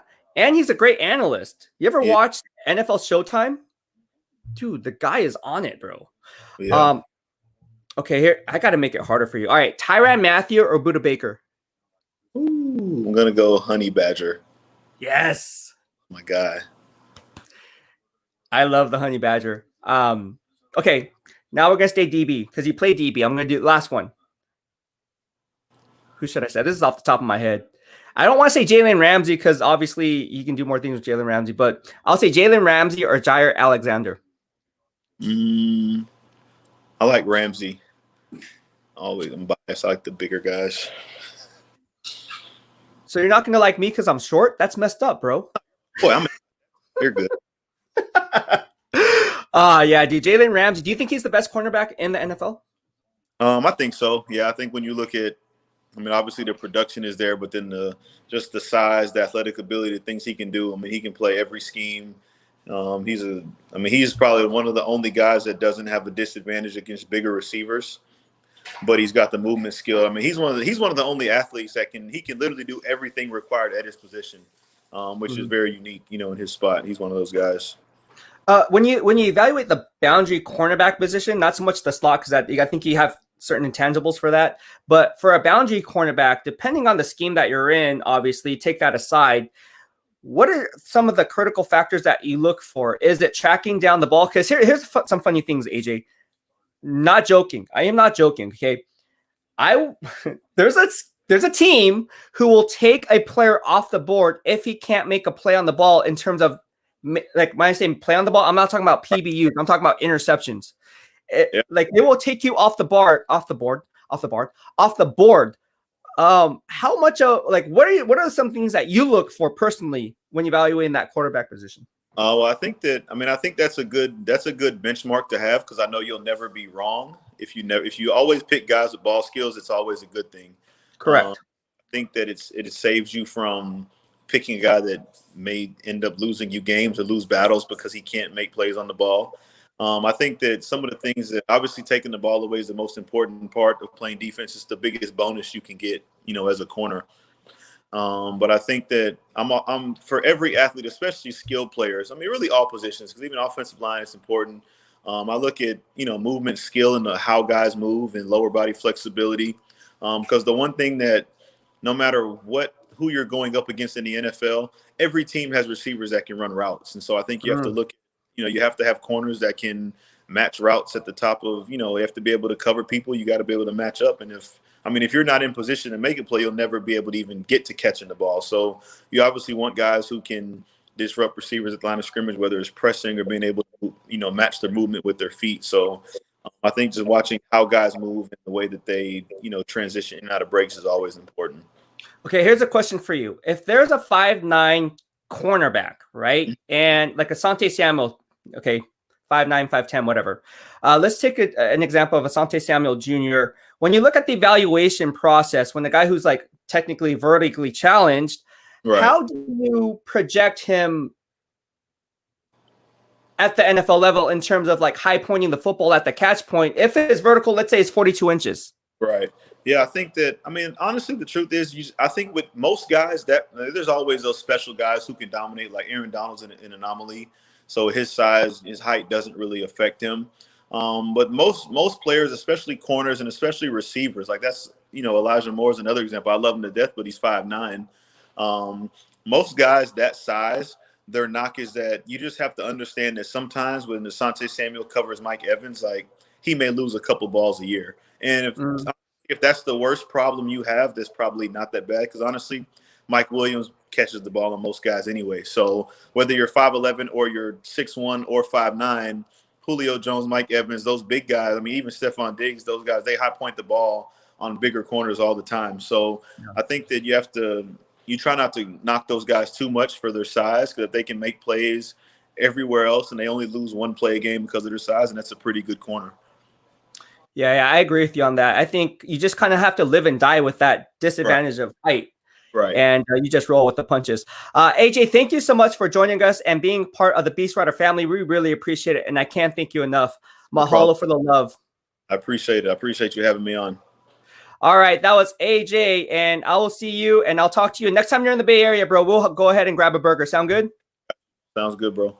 All right, bro. Mahalo. All right. That was AJ Highsmith, scout for the Buffalo Bills, the Southwest region.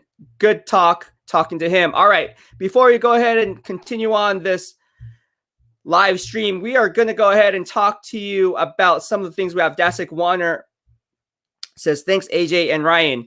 Thank you so much for tuning in. I hope you had a lot of fun on this live stream. All right, guys. So if you guys have any questions, I'm just going to go ahead and put them up. Obviously, that concludes the BEASTwriter 2-minute drill. And if you have any questions, you guys can go ahead and ask me. Here is the live stream. If you guys want to talk to me, you can go ahead and call in. Just open up a new web browser, hit up the live stream, and you'll be entered into the chat. All right, so I'm also going to put this up here. I guess I'll put this on YouTube and Twitter and everywhere else because this is a call-in live stream. All right, and let's get to some of your questions. Some of you guys had questions in regards. Let me just go back on Twitter because obviously some of you guys had some input on Twitter in regards to all things NFL. All right, here's some news. Oh, here we got some notifications coming through. Here's some news. For those who don't know, Ryan Ramczyk is now the highest paid, was it right tackle in the NFL? And he plays for the New Orleans Saints, so that's some news going on there. Rashi from the BEASTwriter family says, I didn't know Michael B. Jordan was a scout for the Bills. Also, Beast pulling in the celebs. Claudia Billock says, Mahalo. Mahalo, how are you doing? Claudia, and thank you for joining the BEASTwriter family.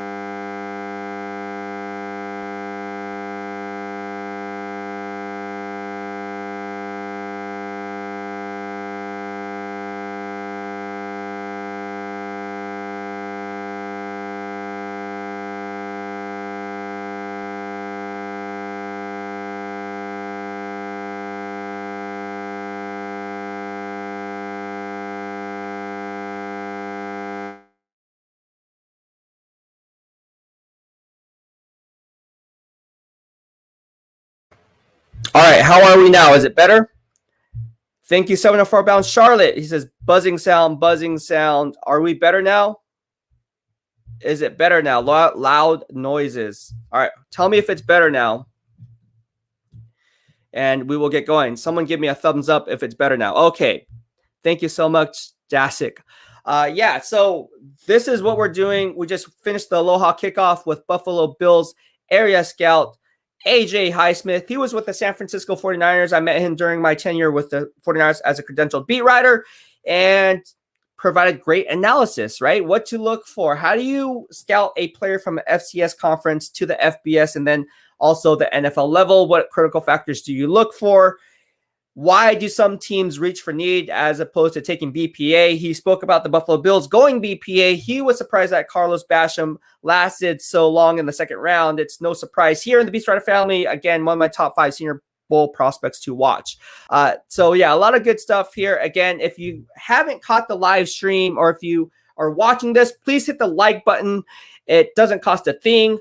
I know I do encourage super chat and super stickers and all that.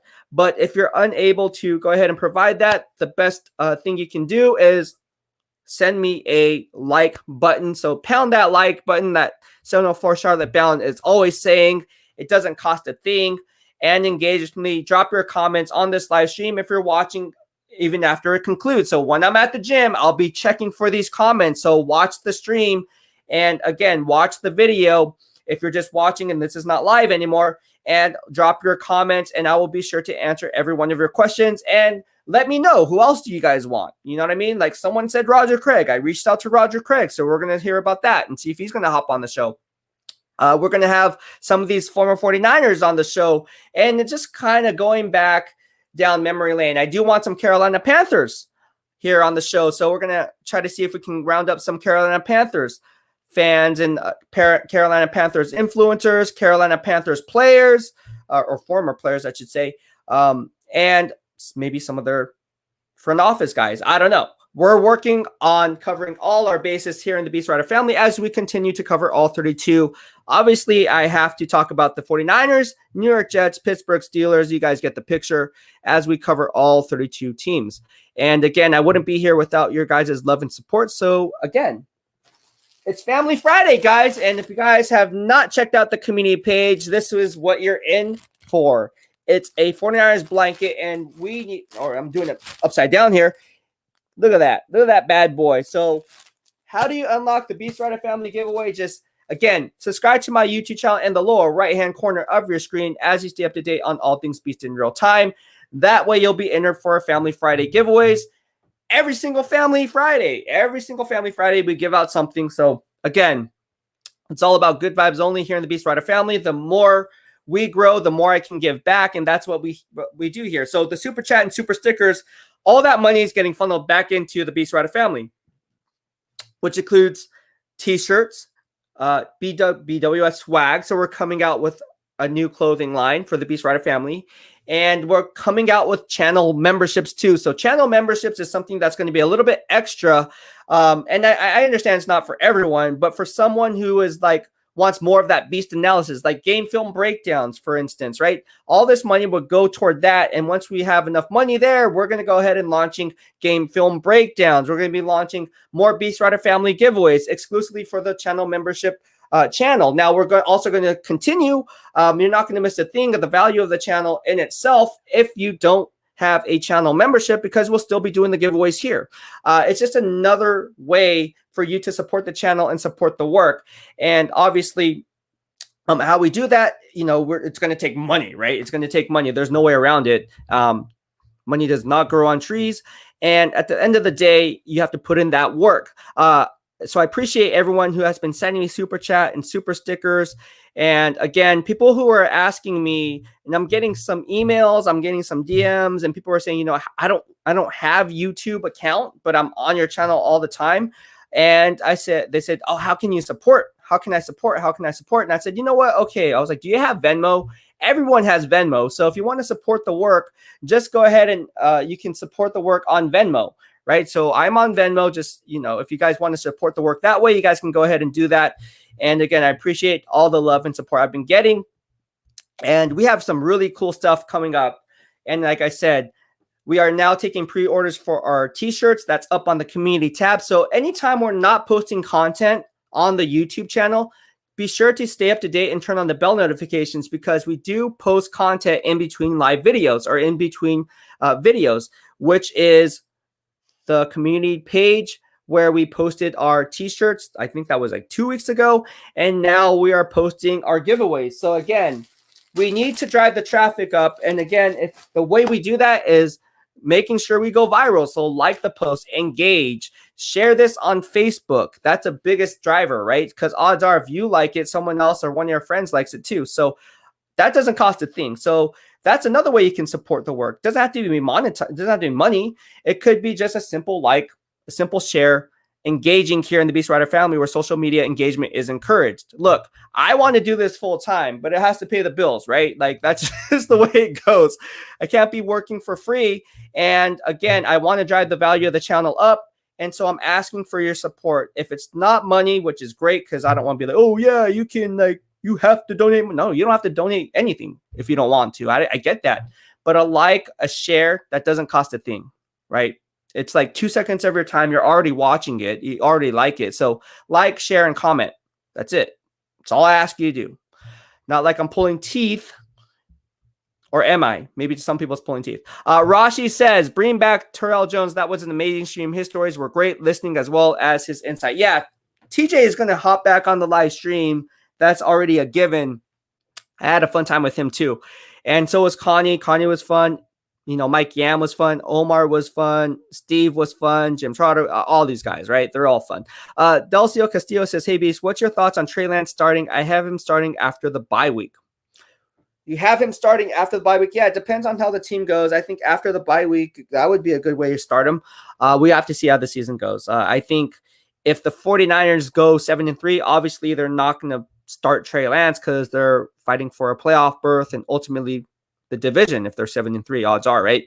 If they go 6-4, same scenario, right? Or if they're fighting for a playoff berth and they're teetering above 500, you're still in the playoff berth. But if the reverse is there, like they're 3-7, 4-8, 5-11, something like that, 5-10, 5-9, then they're going to go ahead and roll with Trey Lance. So whenever that time comes and you can kind of see the season kind of being a lost cause, that's when Trey Lance is going to be inserted as the starter. If it does, or Jimmy Garoppolo takes them to the Super Bowl, we never know. We have to see how this thing plays out. We really have to see how this thing plays out. What's up, G says, all good. Thank you so much for the audio and the sound. Again, that's what the super chat and super stickers is geared for. I can get better equipment for like these loud noises that are hearing, just hearing buzzing sound earlier, so it's almost like, yeah, I get it, man.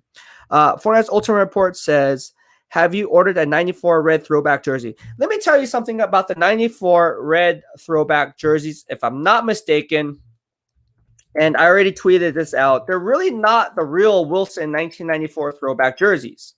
They're really not. And if you want to argue with me on this, please do. Because, again, I know the 49ers throwbacks. I actually brought it to the 49ers' attention back in, I think it was 2013. And there were people like, no, those are ugly. Da, da, da, da. I'm like, no, they're pretty dope. And I said, you would sell a lot of money. You would sell a lot of money. You would sell a lot of jerseys and make a lot of money if you had these throwbacks. And here they are today. But they're not the typical throwback jerseys in my estimation. And simply because those throwback jerseys, look, I'm looking at it right now, right? I think it was a different kind of a red. Like, I don't think it was the same exact color of a red. And number two, it was made by Wilson. These new jerseys are not. The throwbacks were made by Wilson. And furthermore, the socks were not white. They were red. And when you look back at that 1994 season, these are little subtle differences. So it kind of annoys me. That's like, if you're going to go 1994 throwback, then go 1994 throwback all in. Obviously, you can't use Wilson, obviously, because they're not in the contract. But you can still have red socks. They need the red socks. Trent Payne, thank you so much for the super sticker. I appreciate the love and the love and support in growing the channel here in the BEASTwriter family. Again, if you can't donate money, that's fine. If you can't support the channel with money, that's fine. I understand. But just like, comment, share. That's it. That's all I ask. And that doesn't cost a thing. But obviously, yes, Trent Payne, thank you so much for your super sticker. I really appreciate it. And again, I want to continue doing this full time because I do it all for you. There's a lot of legwork that goes into having these guests on. I do production meetings, right? I have to reach out to these guys. I have to make up the thumbnails. So I have to do that. I mean, there's a lot of stuff that goes into it. And then the questions that are asked, right? So you want a free-flowing conversation. You don't want to be stuck and be like, and look lost. Like, that's unprofessional. And so, yeah, that's kind of where I go. And again, it's hard getting all of this in, but I do it all for you guys because at the end of the day, that's what it's about. All right, let's see here. And the giveaways, right? The giveaways. I want to continue doing BEASTwriter Family giveaways, and that's nonstop till the day I die. So I'll continue doing that forever. Every Family Friday, which is today. So I'll be hopping on in another live stream today. And again, if we hit, let's see how many subscribers we have. I think we're at 2,300 still. If we can hit 2,500 subscribers, which is not much. So all you guys, look at, there's 2,500 subscribers already, or 2,300 subscribers, right? Let's round down. Let's say it's 2,000 subscribers. If each one of you guys just shared the post, we would be at 4,000 subscribers, because that only takes one person. Odds are you'll get two out of it. We'll be at 4,000 subscribers. and well over the number that I'm asking. All I'm asking is 600 subscribers, and we will unlaunch this bad boy. If you look at the price of what this is going on the internet, $75. $75. That's it. 704 Charlotte Bounces just shared my sports group on Facebook. Thank you so much, man. I appreciate it. 49ers Ultimate Report. Thank you so much for your donation. I appreciate it. And again, a lot of effort goes into it. 49ers Ultimate Report puts in a lot of effort too. There's a lot of people here that are YouTube content creators that are trying to make a name for ourselves. And anything helps. Anything helps. Even if it's not monetary, like I said, like, share, comment, where social media engagement is encouraged. It was never like BEASTwriter Family where you have to donate money in order to get the greatest content in the world. No, it's not about that. It's about the social media engagement. So like, share, comment. That's all I ask. And it's free. Right? So like I said, I cover all 32 NFL teams. People say, are you a Niner fan? No, I'm not a Niner fan. I was a Niner fan, obviously, right? I was a Niner fan at one point. Well, once I broke into the NFL media, I had to kind of bridge that gap and kind of say, you know what, and break off from it and be like, in order for me to be objective, I can no longer be a fan of the team. I can root for them and that sort of thing. But yeah, no, I cover all 32 NFL teams. So if I wear another team's colors, like the Pittsburgh Steelers or the New England Patriots or the Carolina Panthers, a lot of times I get this stuff from people who are in my network, right? Like I might get a New York Jets shirt tomorrow, who knows? And I'll be wearing it, but like, oh my gosh, BEASTwriter's a sellout. He's a New York Jets fan. No, I'm not. I just cover all 32 NFL teams, and odds are I probably have family, or sorry, not family. I probably have friends or friends of the family on the team who are just swinging me free gear. It's all good. Fortnite's Ultra Report says, I started my channel to create community, but I can do a living on YouTube. That will also be great. Yeah, that will be good for all of us. And Fortnite's Ultra Report, keep grinding. And I know you got your job, so it's kind of hard for you to hop on the live stream or go on YouTube, but keep grinding, bro. I see you. A guy called Ed said, Patrick Willis. Patrick Willis over Ray Lewis. That was one of them. That's tough. But I have to say Ray Lewis. I think Ray Lewis is, would I say he's better than Patrick Willis? I wouldn't take that lightly. I think they're neck and neck, but hard to go against Ray Lewis. Hard to go against Patrick Willis too. All right. Everyone loved TJ on the show. All right. So let's go ahead and do this. What else do we got here? StreamYard. Join us. All right. So let's see what's going on here. And again, if you want to, you guys are probably wanting this on the, let me just put this up there. All right. So I'm going to add the live stream on here. So just be sure. I was going to go work out right now, but you know what? I said, forget it. Forget it. Because at the end of the day, I can always work out later. It's a Friday. So Friday is usually my off day. Or I should say rest day, off day. I'd never have an off day, but rest day. And yeah, so I'm just going to put the call-in live stream. If you guys want to call in, please be sure to do that. And the funny thing about this is I have to do this to every single stream that I'm in, which is on Facebook, Facebook groups, Facebook pages. And it could be a little bit of work. See how much work this is? Just putting in a live stream. All right. Do this for all of you guys. If you have questions, shoot them in the comments section. I will get those to you as well. Also, drop your comments if you're not watching this live after this concludes. And I will get back to you when I'm at the gym, getting in those gains. I literally work around the clock. I'm not joking. I literally work around the clock. And I love talking football with you guys because it's all about you. It's all about you. And I appreciate the love and support. I think I just got an email from one of you guys. It just went off. So I'll go ahead and get that email after I post this live stream. All right. So I think we're good on the live stream.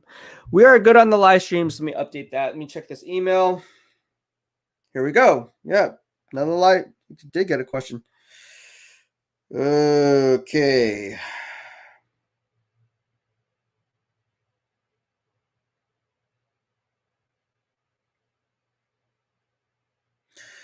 Yeah. So I am in talks with someone getting a game film breakdown, and my buddy, what's up, G, is helping me with that. But yeah, it's going to cost a pretty penny, not going to lie. All right. So we're working with a company who works with ESPN, NFL Network, NBC Sports, and getting game film breakdowns.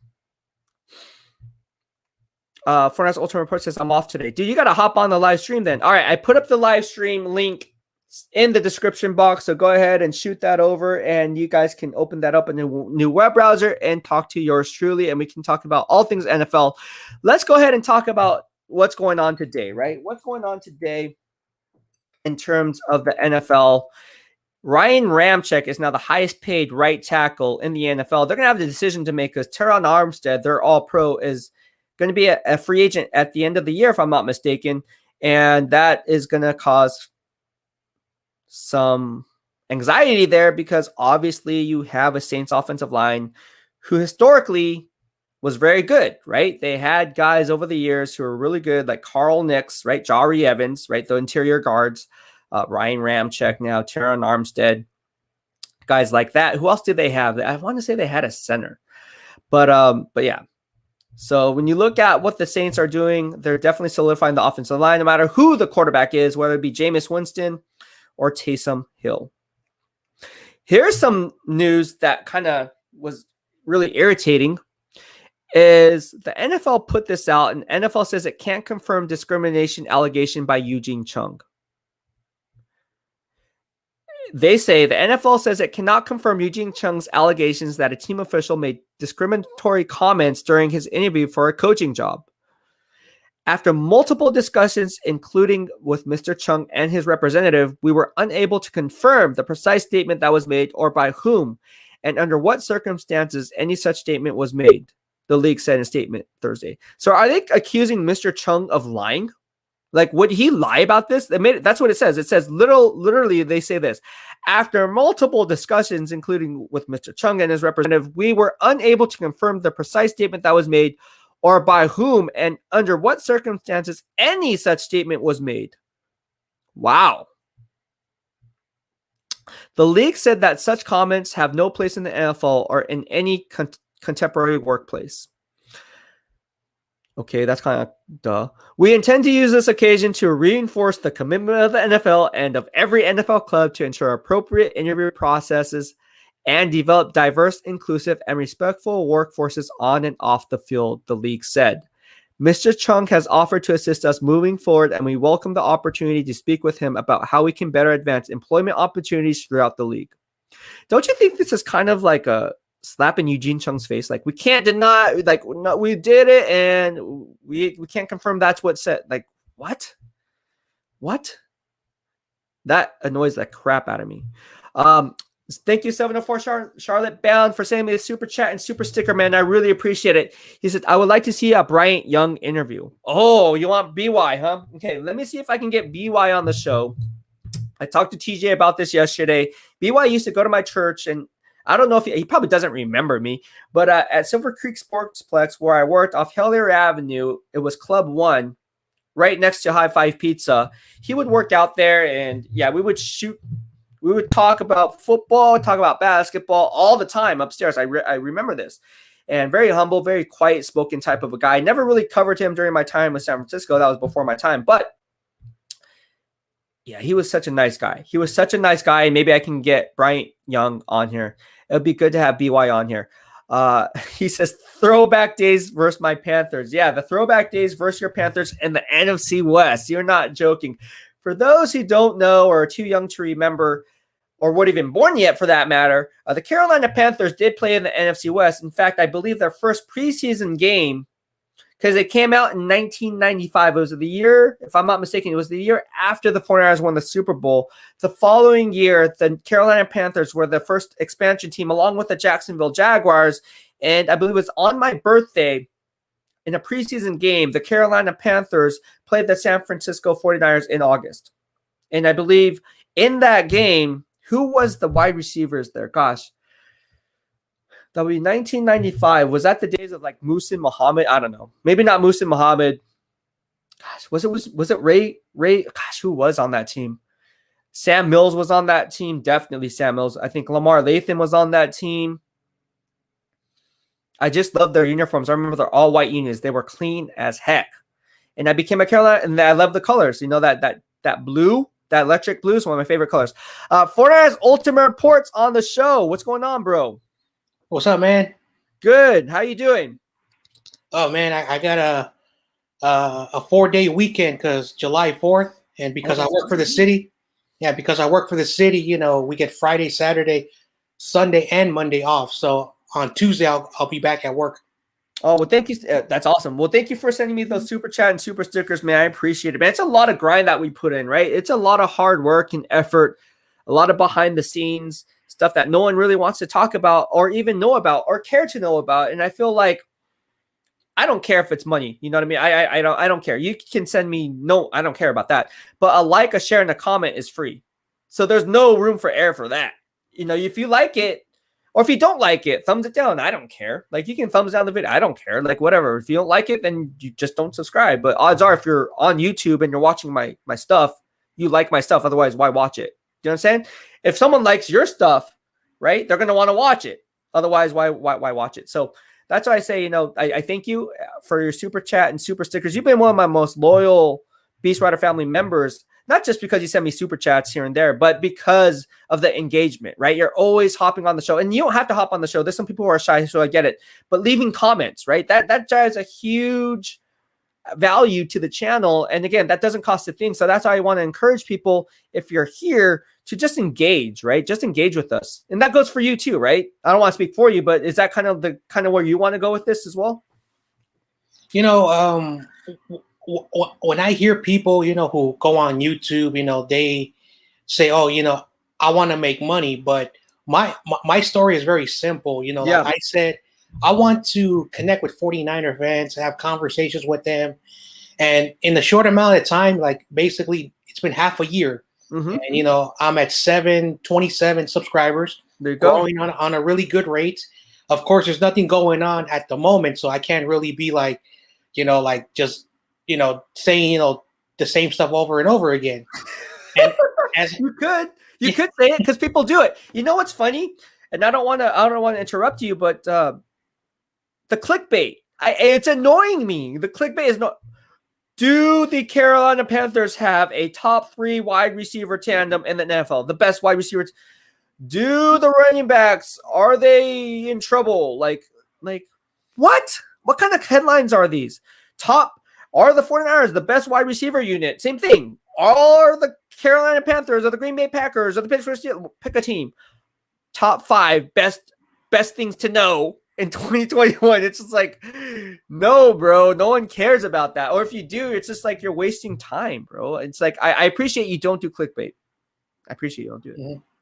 Yeah. So, you know, what you do, you know, and, you know, many others like myself, you know, one thing that people don't know is when there's a story out, like in between 5 and 10 minutes of a major story, I have to go read the story and make sure I get all the information. So that takes about, at least, if I'm quick enough, about 30 minutes.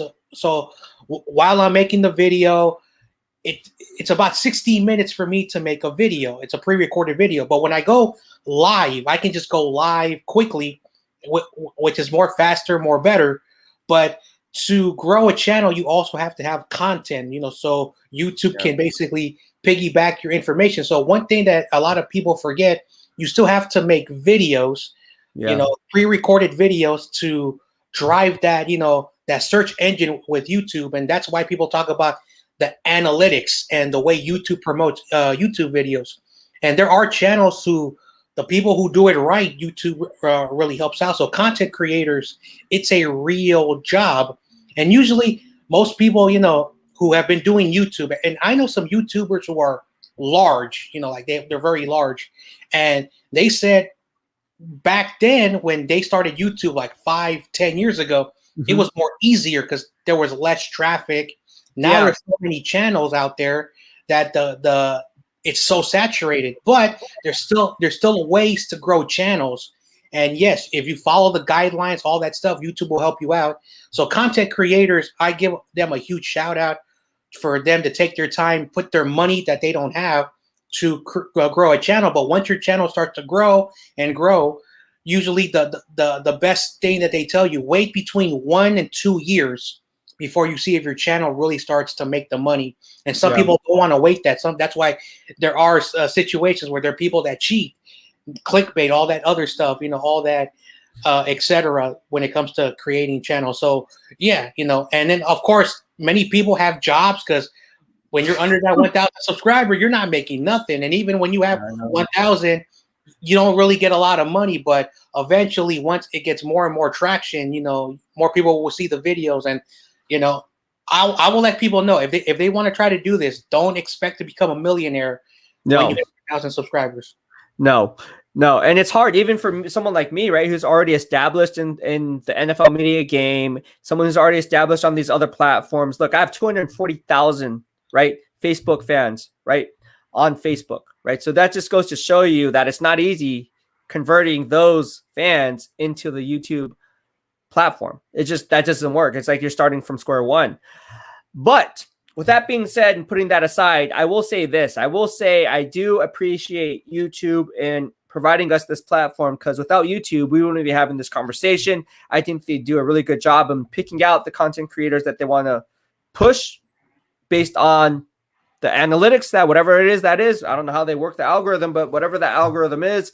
And I think they do a really good job at that. So without further ado, it is off season. So I don't want people to get discouraged. I mean, there's a lot of people on here who are thinking about starting a YouTube channel, and I just don't want them to get discouraged because they're not seeing instant gratification. Again, we talk about the long-term gains here in the BEASTwriter family.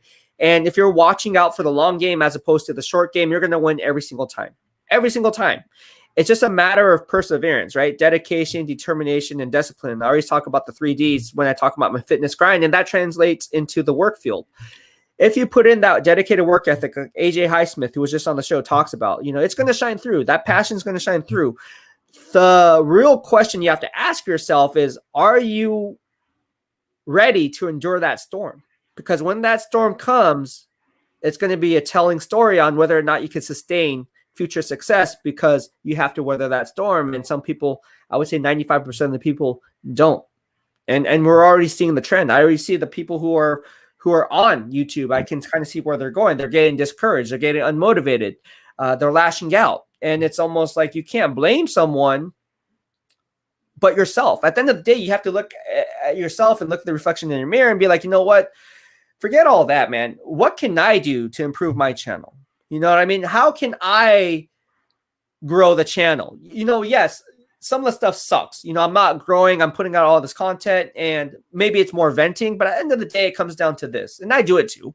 But it's like, okay, it comes back to you, Ryan, Beast. What can you do to make it better? Who cares if, this other channel is getting X amount of subscribers, X amount of views? You're doing it the way you want to do it. And if you're continued on that career path or on that linear path and looking at the long game as far as the instant gratification is concerned versus the long-term gains, you're always going to come out ahead. But the question remains to be seen is, can you weather that storm?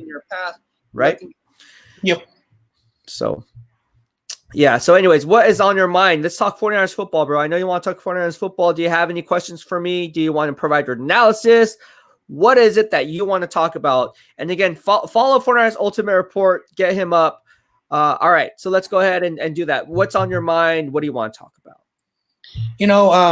Before, I want to talk about the 49ers because I got to be quick. I got my own live stream at 2:00, but I want to piggyback what you were saying about the coach or the scout that was I don't know was they said a comment that was disrespectful because he was in the right minority, and I was reading. Yeah, I was reading, a lot of the information. And one thing that gets so tricky that, it's hard for people to, see who's telling the truth is that when the league investigates anything, or like a lawyer investigating any type of misconduct in general society, it's a long process, and of course, it's going to be really hard.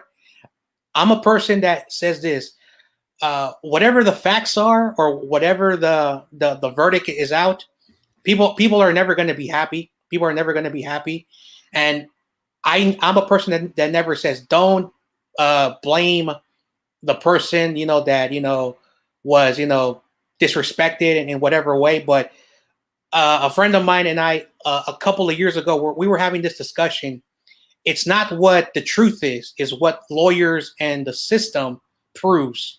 And unfortunately, that's a messed up system. So if it happened and, they were unable to find the evidence or whatever, the same thing with the Deshaun Watson situation, whatever happens, at the end of the day, you're going to have people who are going to believe, oh, okay, this is what happened. And you're going to have other people that are going to do this. So it's a very touchy subject. It's a sad reality that we still have to deal with this BS. And personally, in my opinion, I want like more transparent, people working, not just with teams, but with the NFL. So there's a more transparent way, because a few months ago you had Jim Trotter on, and you were talking about, the coaches, versus, the ratio, of black coaches, white coaches. And one thing that, I say about this is that the league is a league that, yes, they have a standard that they want to hold.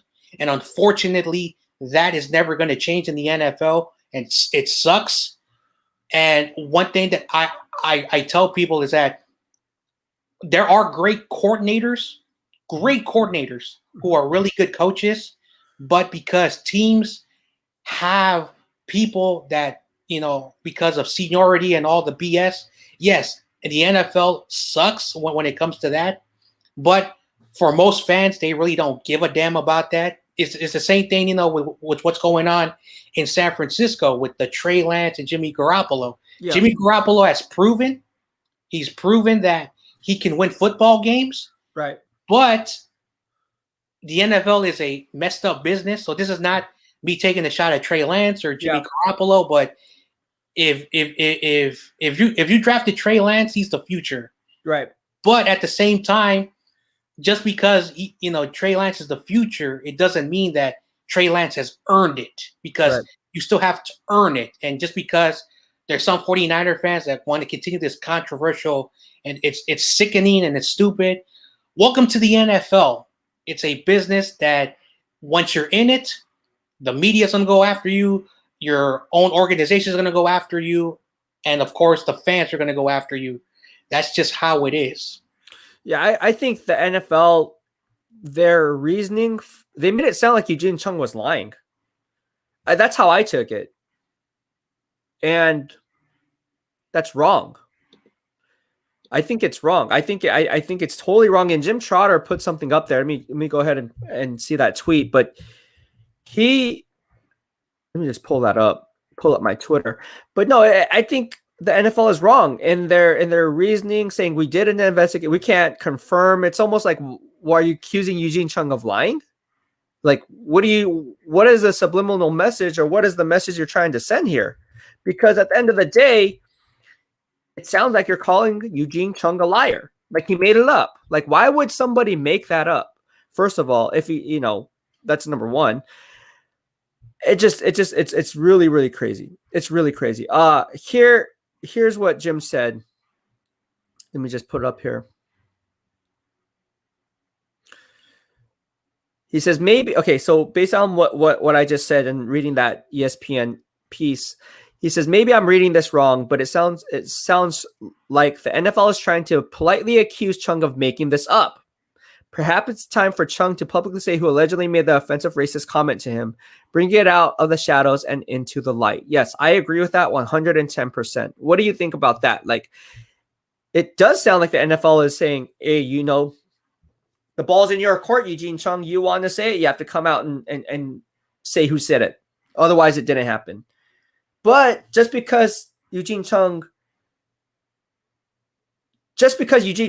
chooses to stay quiet doesn't make it any of the significant as if he said or didn't say it. Doesn't mean he said it, or doesn't mean the other guy said it or didn't say it to him.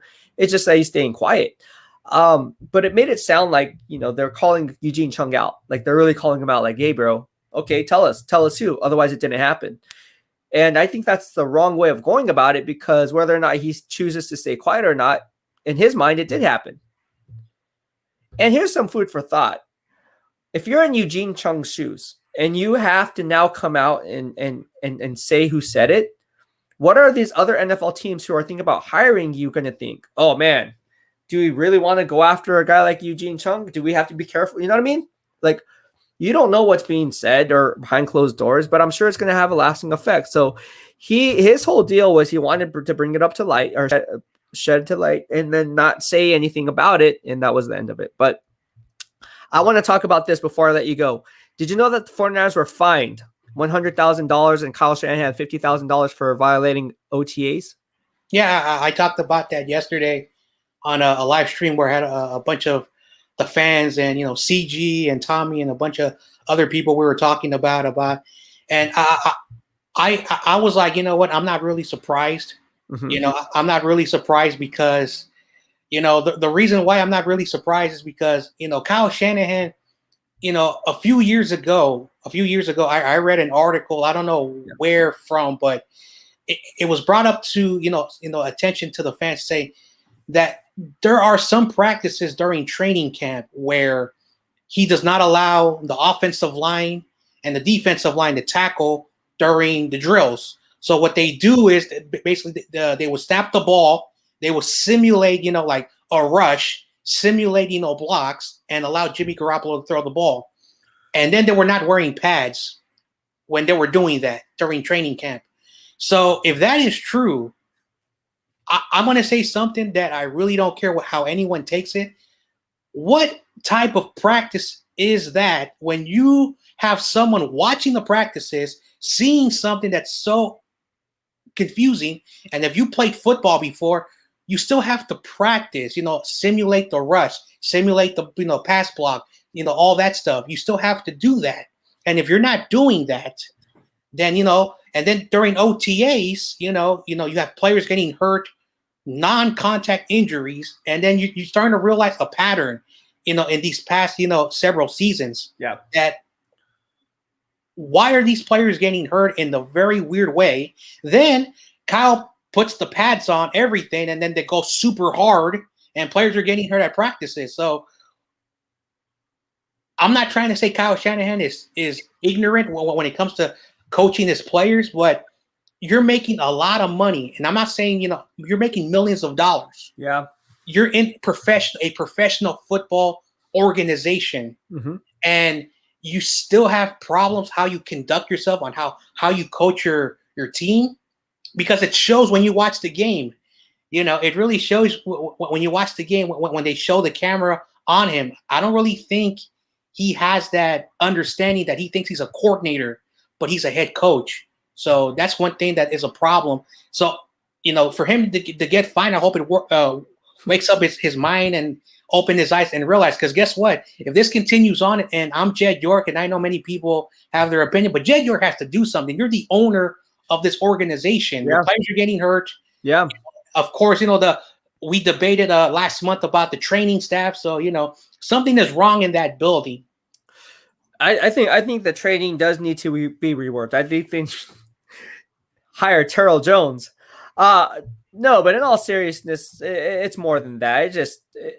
There's a lot of issues there that's going on, especially, being fined for OTA violations is never a good look. It's never a good look. So, all right. Thank you so much for that ultimate report, John Jay, for hopping on the live stream, and Mahalo for the love as always, my man. All right, man. All right. Take it easy. All right, guys, that's going to conclude this Aloha Kickoff on this Family Friday. Be sure to subscribe to my channel in the lower right-hand corner of your screen as you stay up to date on all things Beast in real time. And if you do, always like, share, comment this post, even if you're not watching this live, which I would say 50% of you aren't watching this live, because I'm looking at my analytics and I see who's on it. While I'm at the gym in between my sets, I'm like, oh, the count went up. Oh, the count went up. Okay, cool. So Even though this live stream concludes, still like, share, comment. And again, for those who are asking how to support the work, if you don't have a YouTube account, I do have a Venmo account. It's right here. Just go to venmo.com/BEASTwriter, same as my YouTube handle, and you can go ahead and donate there. Thank you so much, everyone, for hopping on this live stream. Robert Watson, I see you. Jerry Yang, I see you. Jets Gang, I see you. 704 Charlotte Bound, I see you. Thank you again, and that will conclude the Aloha Kickoff for today. Take care. Have a good day. I'll be hopping back on another live stream later tonight with our Family Friday giveaway winner.